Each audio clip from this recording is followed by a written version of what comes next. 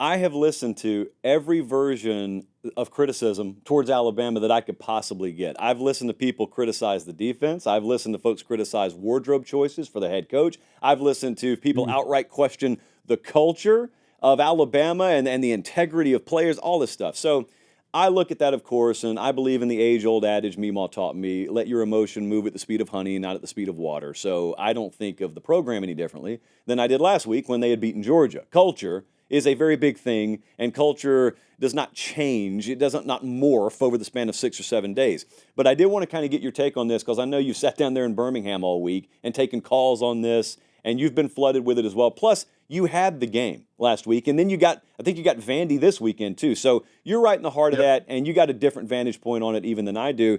I look at it, and if you were to put me in like a cryo chamber in January after he gets hired, and the last thing I heard was, ooh, a bunch of guys are about to hit the portal. Ooh, this guy's never recruited the South. Bam. That's it. You don't get to experience anything else until now. And you pop me out of that cryo chamber, and they're a one-loss team, and they've gone to Wisconsin and did what they did. Their recruiting's on fire. They then beat Georgia, and then they had this thing just happen to Vandy. I'm probably looking at it in the moment, and I'm saying, ooh, they lost to Vandy? Oh, they beat Georgia, though. Well, that's a really good win at Wisconsin. And recruiting's what? Wow.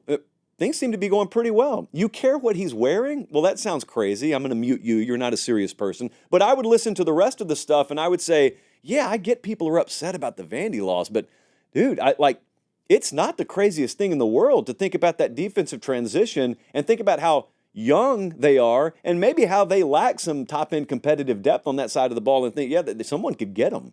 That someone else may get them. I would look in general, and I would say, are we questioning culture here, though? Part B, do we have the slightest idea what we're even saying when we're questioning the culture there? So you can go whichever direction you want to, and I know you already have this week, but I think a lot of it's laughable. I'm glad you brought this up, and not the laughable stuff, because you brought up a word in today's college football that I think is very intriguing, and that is culture. I asked McElroy the other day, I would ask you the same question. I thought he would know. He didn't throw out the name that I thought he would. But, who is the culture king? Who is the coach that says that word every time you talk to him? Hey, we got to get our culture right. We got to do this for our culture. In the Southeastern Conference, who would you throw out as to being that guy? I mean, that says culture. Elko says it a lot. Heupel says it a lot. Kirby says it a lot. Who are you going for Keep here? going. Sark. It's Sark. It's Sark. That's who it is. Sark likes his culture, but no, that's not it. For me, Billy Napier is the guy that says culture like every other word. Okay. And I covered him at Louisiana a couple of times too, so maybe that was it. How's that going for him? And nothing against Billy, because I do think culture is a big reason that they won in Lafayette. And they had some better players, but now playing field neutralized just a little more from a talent perspective. This is why that's cool, is Clark Lee was very upfront and very honest with us when he met with us on Friday. And I had a couple ideas of how they had managed some things in the offseason, but didn't have a lot of clarity to it. So I asked him, I said, what was your biggest change in approach this offseason? And he kind of started to give us a little bit of coach speak. And if you haven't been around Clark, you need to understand how philosophical he is and how thoughtful he is. But he's someone that you would sit down with and he would give you paragraphs of phrases of what he wanted guys to remember and how they were building humans and how they were trying to build better people, and better people helped you become better players and all that kind of stuff. I mean, quotes from this and this tribe and this leader and this president and this general. Just as long as you could sit there and listen to him, he would do it. And he finally just stopped and he said, I'm going to be honest with you guys. I sat in my office one day in December and I said, F it, I want to win. And he said, so I had to back off. And I had to sort of pull the reins on myself a little bit and realize that maybe some of the things that I was doing weren't necessarily the best things to help us win. And he changed all that. He hit the reset button on his personal approach to his team. It's not that some of those things aren't still there and they don't utilize some of those things, but a lot of what he took away, Josh, were culture pieces of that. Because let's be real, what's the biggest probably culture booster? Winning, right? Mm-hmm. If you win, your culture is going to be pretty damn good, no matter what. But to hear one of the most thoughtful coaches that I'm around on an annual basis basically say, I had to take some of that stuff and just throw it out. He said they used to meet every morning. And he said, kids don't want to do that. So we don't do that anymore. He said, Are there some guys that act like a jerk every now and then, but they're still going to play on Saturday? Yeah. And it might not used to go that way. He said, now they're not legally in trouble or they're not fighting kids in class or whatever, but I just had to change my approach. So just that word in general right now is so different at so many places. I don't even know how we judge. Like you said, how do we judge a culture of a program right now? Is it guys going to class? Half the guys don't even go to class anymore. It's all online. Yeah. So what are you even saying when you say that they're really good in their living room in front of a laptop? I don't know. Was it showing up to work out? Is it making sure other guys don't get in trouble, holding guys accountable? I guess what I'm saying is to question someone's culture, you have to know what it is. Yeah. And I don't even know if we know what that is across the board in college football right now.